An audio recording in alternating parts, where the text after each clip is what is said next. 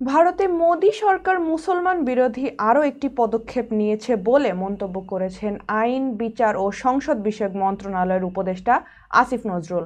রোববার সামাজিক যোগাযোগ মাধ্যম ফেসবুকে নিজের ভেরিফাইড পেজে এক পোস্টে তিনি এই মন্তব্য করেন। আইন উপদেষ্টা লেখেন, নতুন আইন পাশ করে তারা মুসলমানদের ওয়াকফ সম্পত্তি পরিচালনা বোর্ডে অমুসলিমদেরও রাখার এবং এসব সম্পত্তিতে সরকারের সরাসরি খবরদারির বিধান করেছে। এই আইন ব্যবহার করে পুরনো মসজিদ সহ মুসলমানদের বহু ঐতিহাসিক সম্পত্তি বাজেয়াপ্ত করা হবে বলে আশঙ্কা করা হচ্ছে।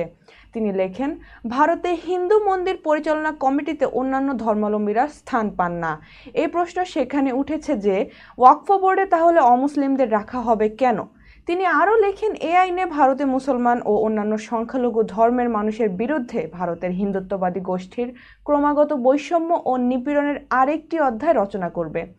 আসিফ নজরুল লিখেছেন, পরিতাপের বিষয় হচ্ছে তারাই আবার বাংলাদেশের সংখ্যালঘু নিপীড়নের ভুয়া অভিযোগ তুলে যাচ্ছে অব্যাহতভাবে।